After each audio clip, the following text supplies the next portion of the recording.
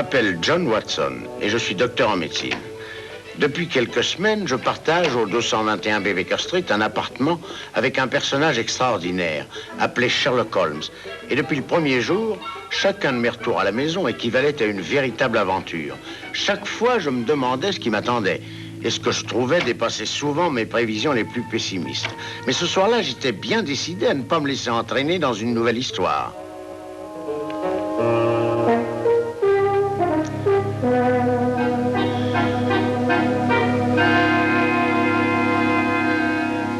Gaz sulfureux.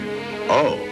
Vous vous rappelez l'affaire Dietrich, où la défense a essayé de prouver que l'accusé n'avait pu fabriquer le poison sans l'aide d'un chimiste expérimenté? Non. Eh bien, je suis en train d'essayer de le faire. Avec des ustensiles de cuisine et un livre scolaire de chimie élémentaire. Je savais bien que j'y arriverais, Watson. Écoutez, Holmes, vous dépassez les bornes.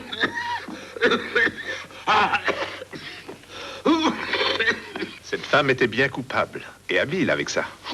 Holmes, n'oubliez pas que nous vivons dans cette pièce. Je ne comprends pas que l'accusation n'ait pas pensé à ça.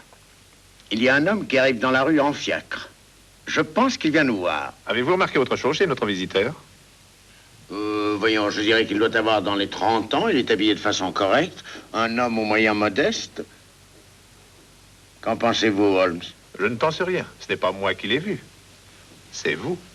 Ah oui, très juste. Ah, excusez-moi. Bonjour, monsieur, entrez, je vous en prie. Je suis bien chez monsieur Sherlock Holmes. Oui, oui, oui. Oh, gaz sulfureux. Oh. Monsieur Holmes s'amuse à faire des expériences. C'est lui, monsieur Holmes. Ravi de vous rencontrer, monsieur Holmes. Enchanté.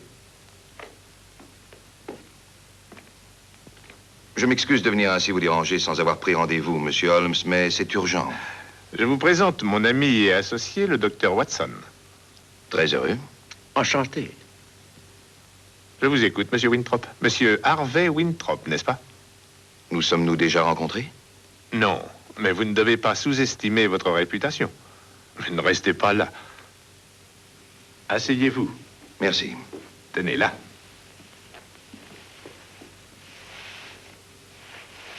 Je savais que votre pouvoir d'observation était remarquable, monsieur Holmes.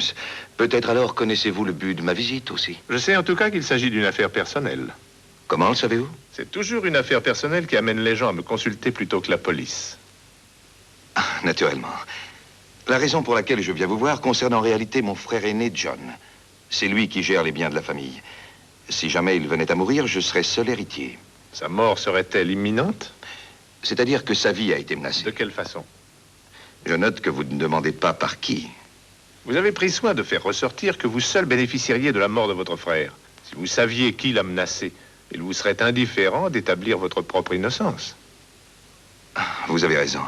J'ignore quelle est la personne qui l'a menacé. À dire vrai, j'ignore même s'il s'agit d'une personne. Je vous demande pardon. Il est possible que ce soit une chose, Dr. Watson. Dans le cas actuel, l'héritage de toute vieille famille, la légende familiale. Quelle est la légende des Winthrop? Tout membre de la famille est destiné à mourir de mort violente s'il trouve sur ou près de lui des pièces d'argent. Des pièces d'argent? Ah oui, des pièces d'argent comme celles que les pirates appelaient pièces du destin. C'est exact, Dr. Watson. Pièces du destin en guise d'avertissement. Et au moment de la mort, un doublon en or. Y a-t-il une signification spéciale attachée à ces pièces dans votre cas? Il y a 30 ans, mon père se tua en tombant dans les escaliers du salon principal du manoir. On retrouva un doublon en or auprès de lui. Mais quelqu'un a-t-il été témoin de sa chute? Non. Le manoir fut fermé et resta fermé depuis ce jour-là. Je présume que votre frère a découvert plusieurs pièces d'argent. Tous les jours, depuis plusieurs jours. Je vois. Quelles furent ses réactions? Il a décidé pour la première fois en 30 ans de réouvrir le manoir. Afin de défier la légende? Exactement. Nous y allons passer ce week-end. Qui ça, nous? Mon frère, ma fiancée et moi-même. Et j'aimerais que vous deux, monsieur Holmes et le docteur Watson, veniez aussi. Merci beaucoup, monsieur. Avez-vous d'autres preuves de la mort violente de votre père? J'étais bien jeune en ce temps-là. Mais j'ai encore devant les yeux le cadavre de mon père au bas de l'escalier. Le docteur Watson et moi-même arriverons au manoir dès vendredi soir. Merci beaucoup. Si je puis vous être utile d'ici là, si jamais il y a une question que vous aimeriez me poser, surtout n'hésitez pas à faire appel à moi. Bien entendu, merci. Merci encore, messieurs. Mais de rien, Au revoir. voyons.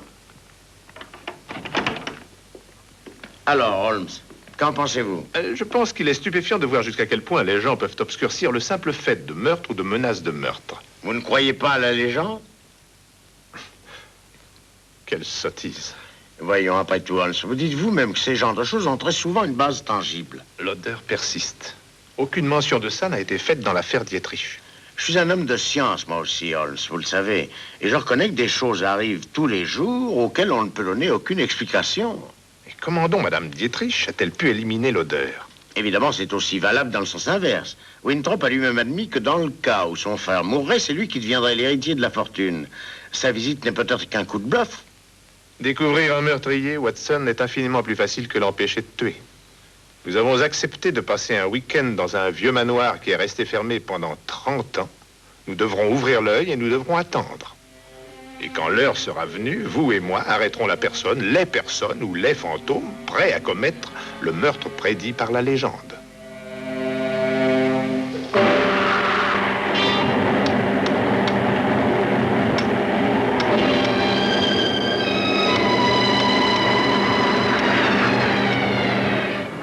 Monsieur Holmes, Oui. Docteur Watson, Oui? entrez, messieurs. Merci.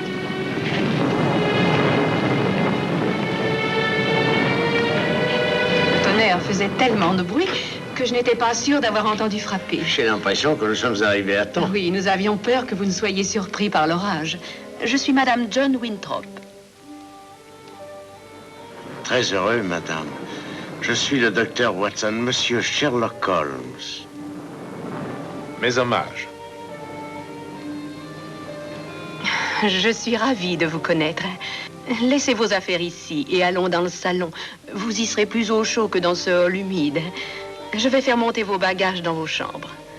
Je vous prie d'excuser le manque de confort de la maison, mais la décision de mon mari de passer le week-end ici a été assez soudaine et nous n'avons guère eu le temps de tout remettre en état. Ne vous inquiétez surtout pas pour nous, madame. Je suis sûr que nous serons très bien. Oh, vous êtes là. Heureusement, vous êtes arrivé avant l'orage. Je vois que vous connaissez déjà ma belle-sœur. C'est elle qui nous a reçus. Comment allez-vous, docteur? Bien, merci. Oh, Enchanté de vous Harvey, voir. voudriez-vous conduire le docteur Watson et Monsieur Holmes à leur chambre? Oui, si vous voulez bien me suivre. Soyez les bienvenus, messieurs. Voici mon frère, John Winthrop, le docteur Watson. Très heureux. Enchanté, Monsieur docteur. Holmes. Ravi de vous connaître. Moi aussi, monsieur. J'espère que vous trouverez la maison confortable. Aussi confortable que peut l'être une maison demeurée fermée pendant 30 ans. Je m'en excuse à l'avance. Cher monsieur, je suis sûr que nous serons très bien. Je l'espère. Descendez au salon dès que vous serez prêt. Nous y serons mieux pour parler. Je vais vous conduire à vos chambres. Oui. Venez, ma chérie.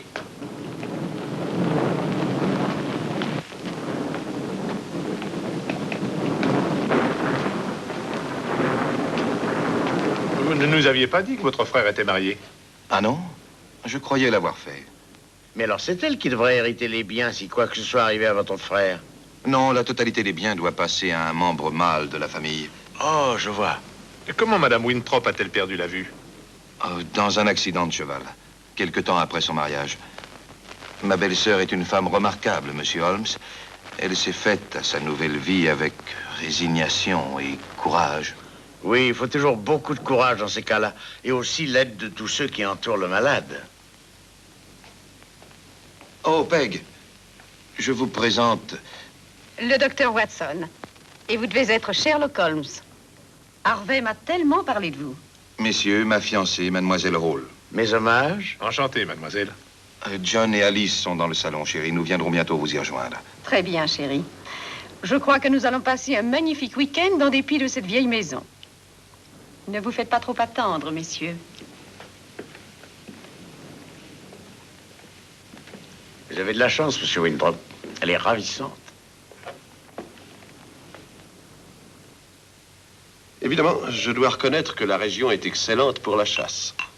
Allez-vous quelquefois à la chasse, monsieur Holmes? À l'occasion, oui, mais je n'en raffole pas. Merci. Ma femme trouve que c'est trop dangereux. Elle a toujours peur que je me casse le cou. Votre verre, ma chérie. Merci. Il semble qu'elle ne soit pas la seule de votre famille à avoir cette préoccupation, monsieur. Vous voulez parler de mon frère et de la raison qui vous a amené ici. Des sottises.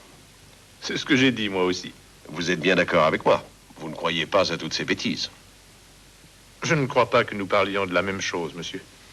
Je voulais parler de la légende, bien entendu. Ah, c'est ça. Puis-je vous demander quelles précautions vous avez prises? Qu'aurais-je pu faire? Comment combattre un mythe? Quelle est votre opinion, monsieur Holmes? Dois-je prendre cette légende au sérieux? Vous l'avez apparemment déjà prise au sérieux, en la défiant.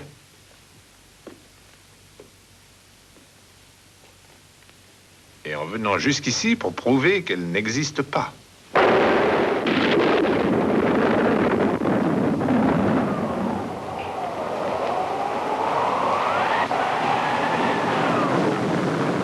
Mais c'est vrai, je n'avais pas pensé à ça. Vous avez raison. Mais voyons ça sous un autre angle. Croyez-vous réellement que la légende soit vraie? Nous devons envisager la question sous deux angles, monsieur. Si la légende est vraie et dépasse notre entendement, votre vie est menacée par une force surnaturelle. Si nous rejetons ce point, alors la menace a une source très naturelle. Mais dans les deux cas, la menace demeure. Oui, évidemment. Mais enfin, il n'y a que nous 6 ici, monsieur Holmes. Voyons, si un danger menace John, il ne peut pas venir de l'un de nous. Il n'y a que nous 6 pour l'instant, mademoiselle Hall.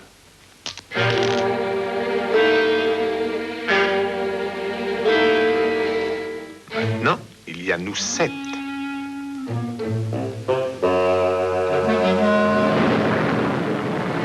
John, qu'est-ce que c'est? Rien, rien, ma chérie, rien du tout. Je crois que nous ferions mieux d'aller dîner. Excellente idée.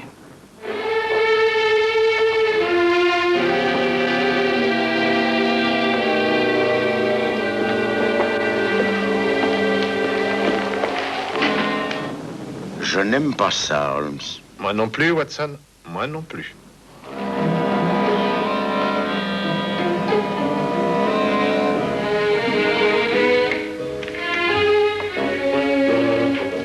Ah, c'est vous, Watson. Oh, n'ayez pas peur, mon cher. Il est facile de voir que cette arbalète ne fonctionne plus.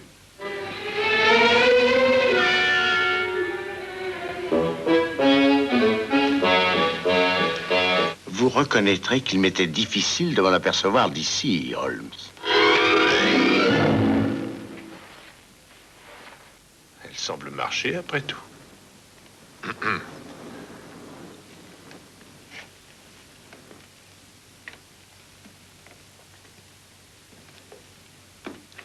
Je suis venu vous parler du dîner tout à l'heure. Ah, oui.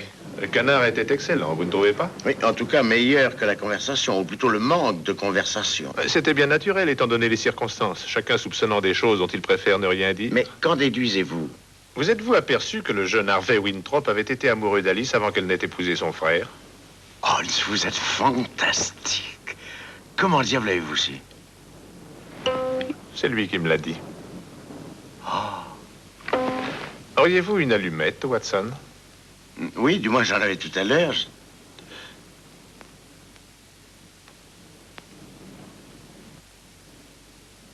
Holmes, regardez. Eh oui, c'est moi qui l'ai mise dans votre poche pendant le dîner. C'est vous qui... Oui, pour prouver combien il est facile de faire ça à quelqu'un sans qu'il s'en aperçoive. Mais, enfin, Holmes, vous rendez-vous compte que... Eh bien...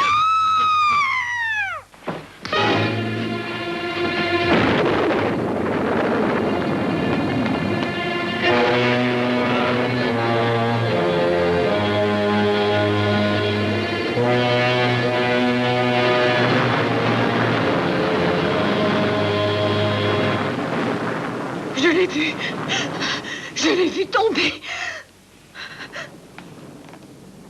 Il est mort. La nuque brisée.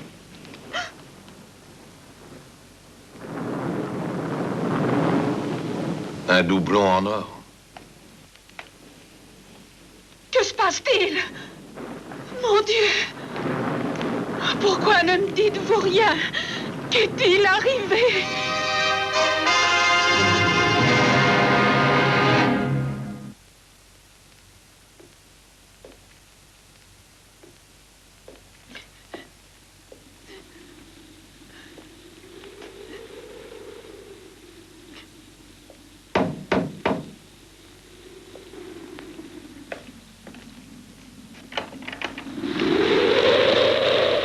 J'ai cru que jamais nous n'arriverions. Les routes deviennent impraticables. Harvey Winthrop. Bonsoir, monsieur. Pourriez-vous réunir tout le monde afin de régler cette affaire le plus rapidement possible? Oui, où est le corps? Il est là-bas. La nuque brisée, mort instantanée. Mais qu'est-ce que c'est que celui-là? Bonsoir, mon ami. Ça, c'est Monsieur Holmes. Je vous ai parlé de lui en venant. Ah oui, je suis enchanté, monsieur Holmes. Enchanté de collaborer avec vous. Oh,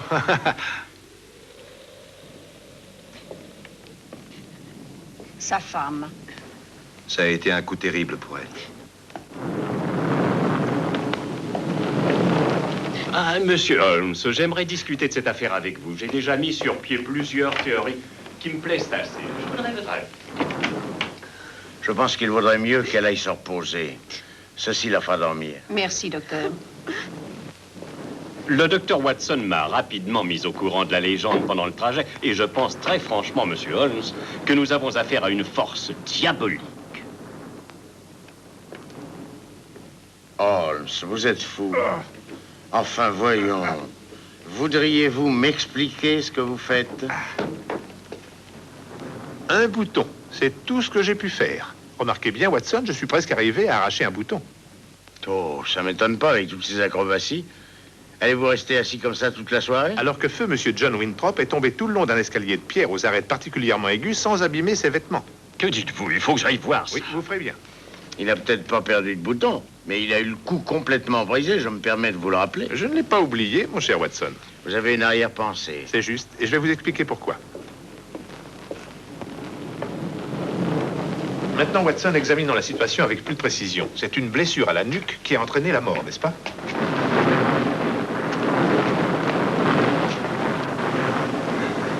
C'est sûr. Il a certainement dû heurter une marche en tombant. De la pierre et l'arête est coupante. La blessure ne devrait-elle pas être plus profonde, Watson? Voulez-vous la réexaminer, s'il vous plaît? Oui, la peau est coupée, mais normalement. Ce qui est difficile à dire, c'est la position qu'avait le corps en tombant. Je suis d'accord avec monsieur Holmes. Winthrop et l'aveugle se trouvaient tous deux en haut de l'escalier quand il est tombé. Autrement dit, en mesure de le pousser. Hein? Donc, vous impliquez que Miss Hall, étant au pied de l'escalier à ce moment-là, ne peut être soupçonnée. Eh bien, en effet, ça me semble une preuve évidente de son innocence. Vous croyez ça, Watson? Que dites-vous? Qui accusez-vous, Monsieur Holmes? Votre fiancé. Holmes. Vous perdez la raison. Pas du tout, croyez-le bien. Votre frère n'est pas tombé dans les escaliers. Il a été tué, assommé par un coup porté par derrière, très probablement ici même. Après, son corps a été placé au pied de l'escalier, et afin que la légende soit soigneusement respectée, dans la position de votre père quand il est mort, sans oublier le doublon en or. Tout cela pour nous amener à la seule conclusion possible. Elle n'a pas pu faire ça. J'assure pourtant qu'elle l'a fait. Mais Holmes, elle n'avait pas de mobile. Toute la fortune passe à Harvey Winthrop. Oui, je suis le seul qui aurait eu un mobile.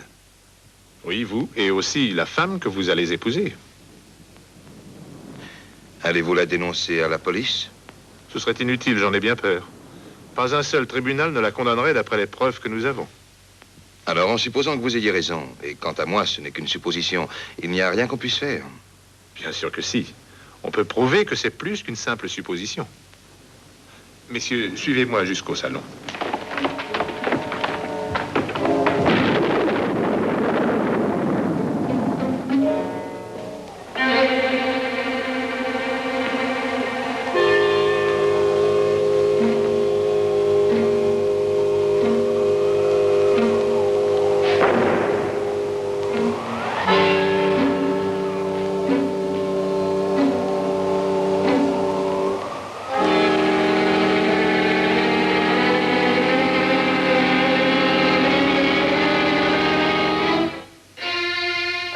J'ai eu peur.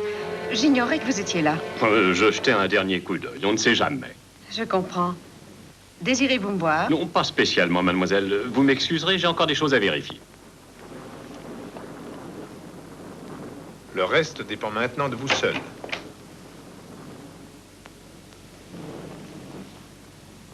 Alice est en train de se reposer. Elle ne dort pas, mais... cet accident est horrible. Veuillez nous excuser, le docteur Watson doit rédiger un certificat médical. C'est juste, j'allais oublier. Oh, monsieur Holmes. Que puis-je faire pour vous, mon ami?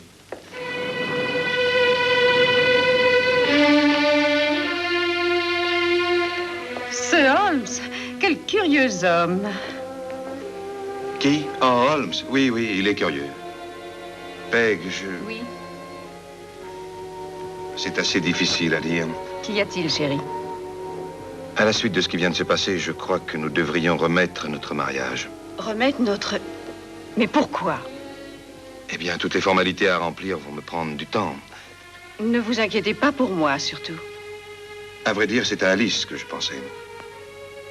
Alice? Oui, elle va se trouver terriblement seule. Et je me sens responsable d'elle. Vous l'aimez. Vous l'avez toujours aimé. Et maintenant que votre frère est mort, vous... Ce n'est pas du tout cela. Il y a autre chose. Autre chose? Pourquoi cet instinct protecteur aussi soudain? Il y a 10 ans, Alice et moi faisions une promenade à cheval. Je me mis à galoper. Son cheval prit peur, s'emballa et elle ne put pas l'arrêter. Et en franchissant une haie, il culbuta. Et Alice devint aveugle. Mais vous n'en êtes pas responsable, ce n'était qu'un accident.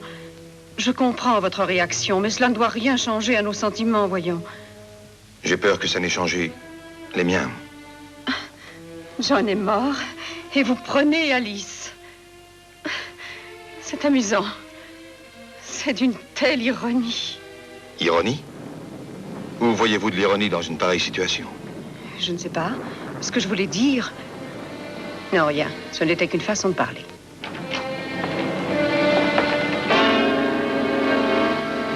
Avec un excellent choix de mots, je vous l'accorde. Hélas, je ne vous le cacherai pas, nous écoutions aux portes. N'y a-t-il rien que vous voudriez avouer, Miss Hall? Qu'est-ce que ça veut dire? Vous parliez d'ironie. C'était le mot approprié. Avoir assassiné John Winthrop et voir Harvey vous frustrer du magot au bénéfice d'Alice, n'est-ce pas là une ironie du sort? Vous êtes fou. Comment aurais-je poussé John dans les escaliers puisque je me trouvais alors au pied de ceux-ci? Où vous occupiez la position idéale pour le frapper avec ceci, qu'ensuite vous avez soigneusement plongé dans le feu afin de faire disparaître toute trace du coup porté. Aucun tribunal en ce monde ne me condamnera sur de telles preuves. Vous avez raison, Miss Hall. Mais vous connaissez les faits. Et nous les connaissons aussi.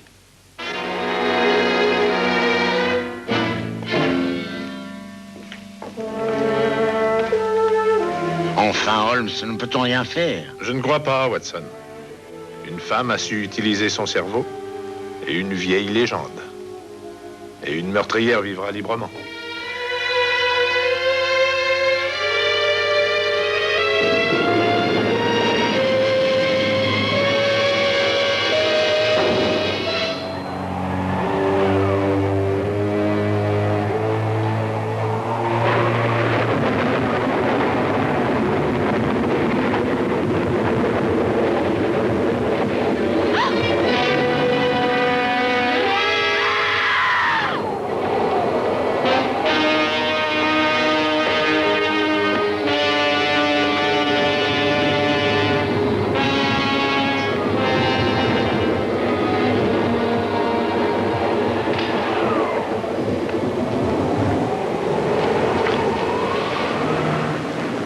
C'est un doublon en or. Et elle disait qu'aucun tribunal de ce monde ne pourrait la condamner.